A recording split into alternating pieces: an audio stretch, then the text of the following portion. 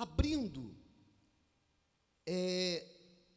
a primeira página, o primeiro capítulo do primeiro livro de toda a Bíblia, o livro de Gênesis. Aí você vê escrito assim: a criação dos céus e da terra e de tudo que neles existe. Aí, o primeiro versículo diz: no princípio criou Deus os céus e a terra. Mas a palavra também diz que no princípio era o Verbo, e o Verbo estava com Deus, e o Verbo era Deus. Então, nós podemos entender que no princípio criou a palavra os céus e a terra. A palavra, ela trouxe existência os céus e a terra.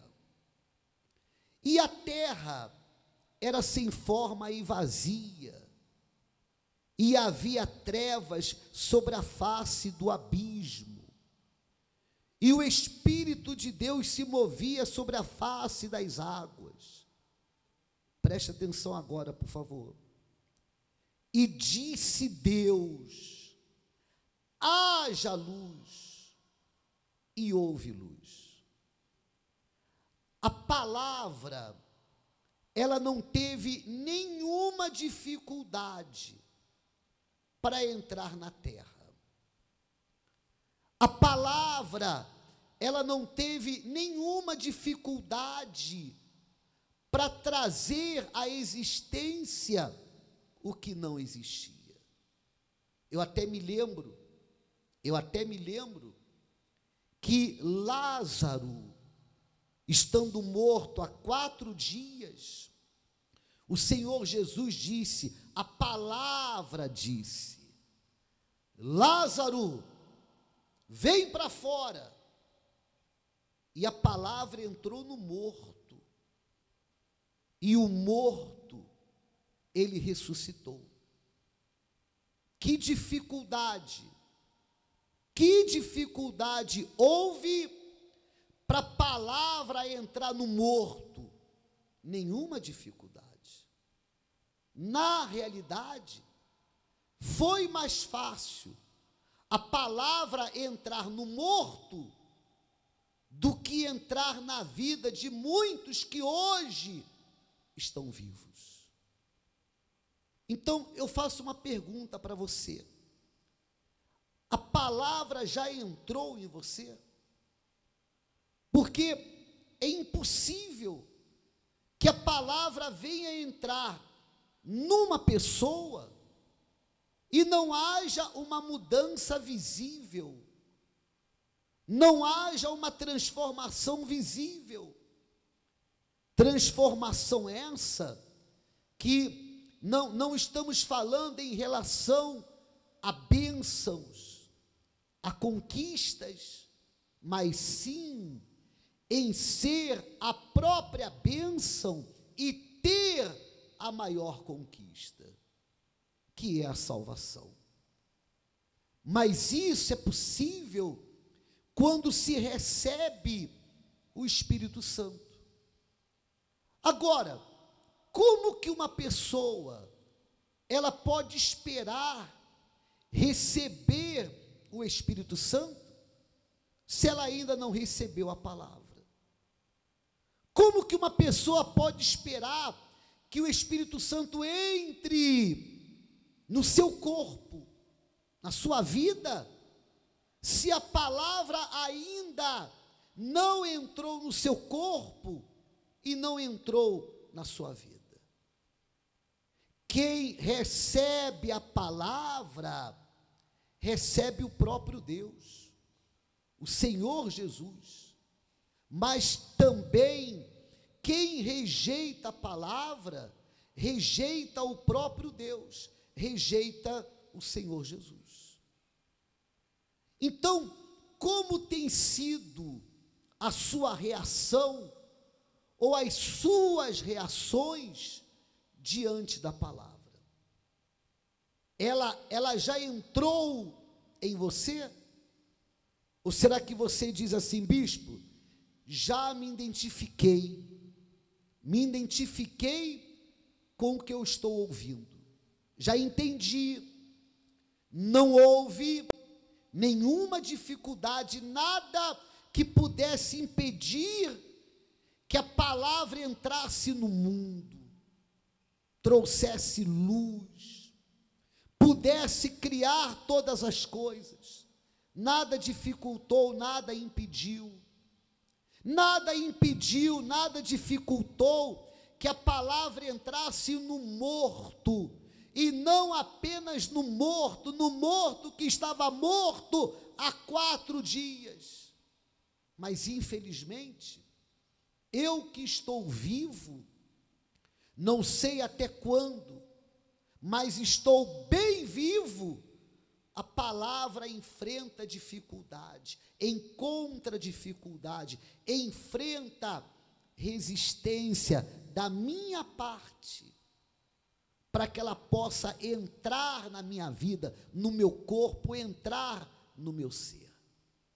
Razão porque ainda não houve o Espírito Santo. O Espírito Santo nunca vai entrar sem que antes entre a palavra. O Espírito Santo, preste muita atenção, por favor, ele nunca vai habitar dentro de uma pessoa sem que antes nela habite a palavra de Deus. Existem aqueles que dizem: mas eu conheço a palavra, mas não é o suficiente. Veja, por favor, no Evangelho de João, capítulo 8, versículo 37. O Senhor Jesus fala com os judeus, ou seja, aqueles que conheciam muito bem a letra era conhecida, e infelizmente o que nós mais temos encontrado, são pessoas que conhecem a letra, mas não o Espírito. Diz assim, João 8,37, o Senhor Jesus falando com os judeus que conheciam a letra, ele disse: bem sei que sois descendência de Abraão. Vamos dar uma paradinha aqui para você entender.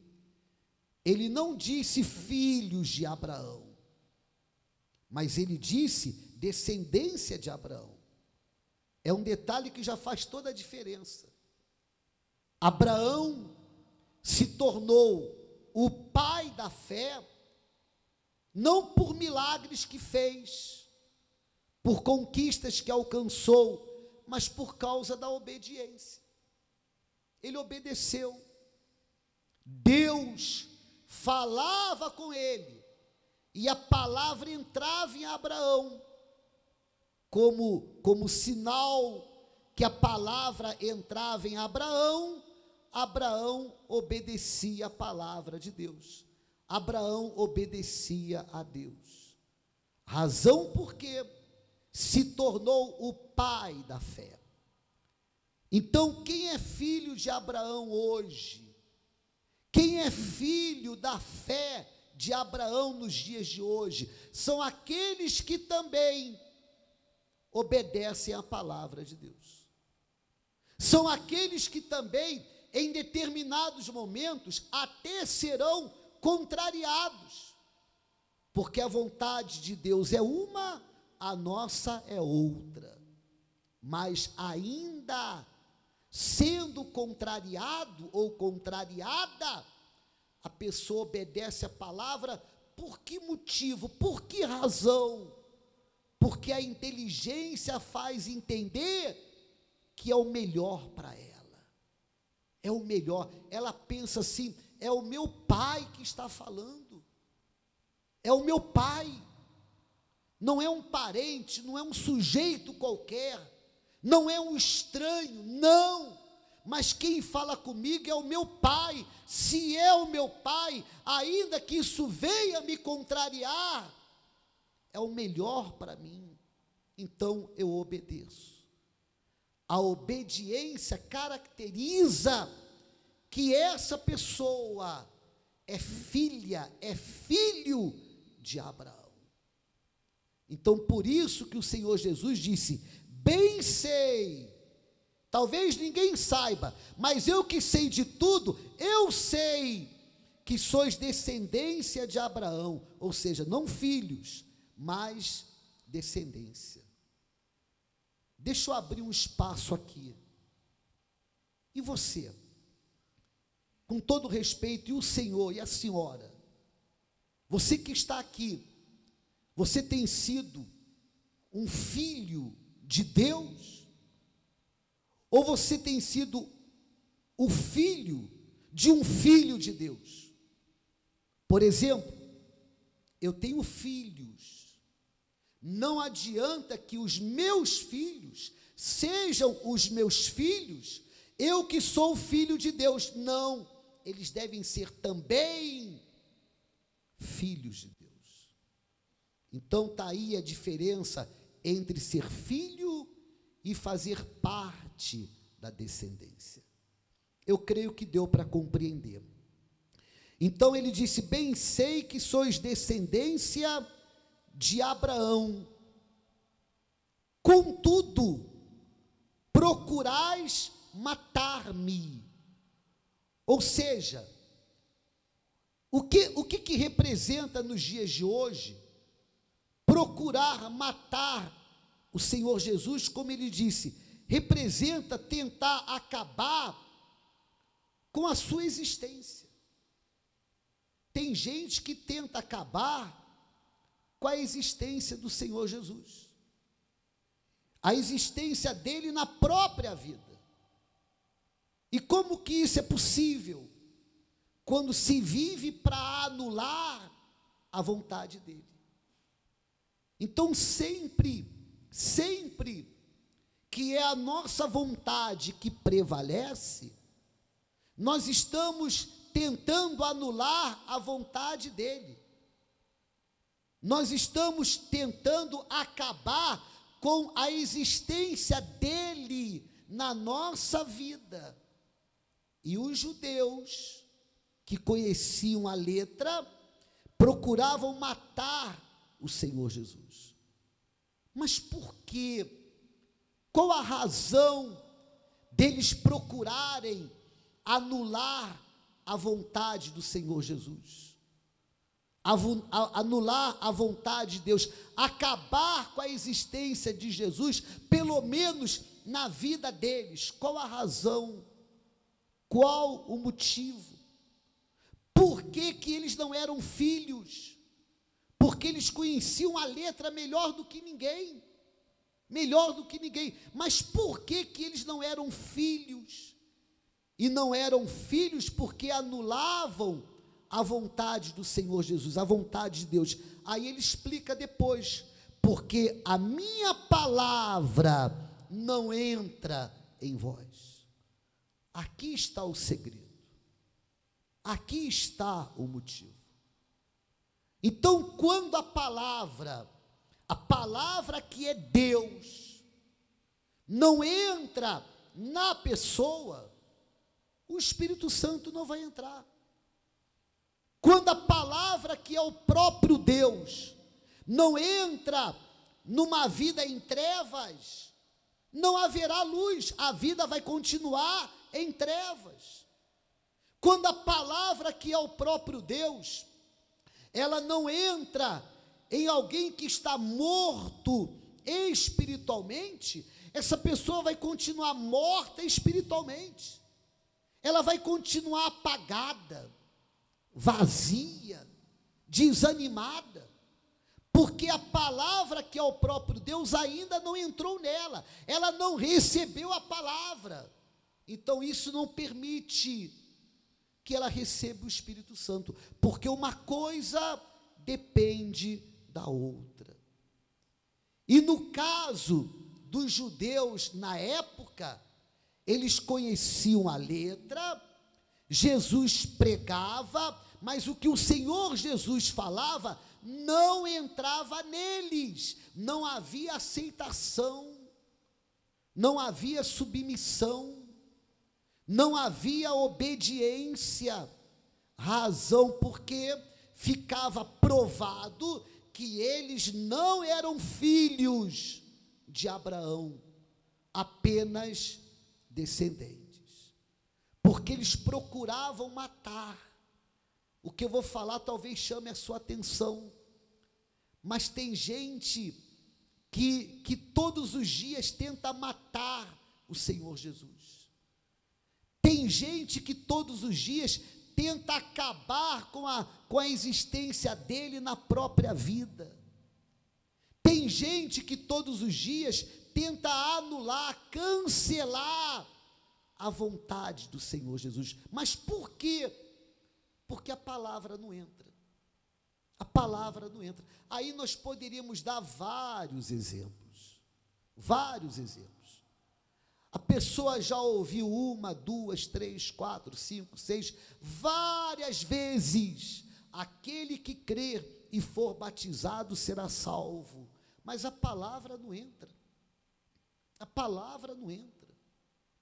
A pessoa já ouviu que ela tem que perdoar, ela tem que abandonar o pecado, ela tem que se render, ela tem que ser fiel a Deus, ela tem que buscar primeiramente o reino dos céus, o reino de Deus, ela tem que buscar primeiramente o reino de Deus, e as demais coisas serão acrescentadas, mas a palavra não entra. Ela ouve a palavra, mas a palavra não entra. Por quê? Porque de alguma maneira ela procura matar o Senhor Jesus, ou seja, acabar com a existência dele na própria vida, pelo fato de não querer fazer a sua vontade. Aí eu pergunto: seria esse o seu caso? Eu espero que não. Sinceramente, eu espero que não. Mas digamos que seja. Então você tem que tomar uma decisão, se voltar para ele.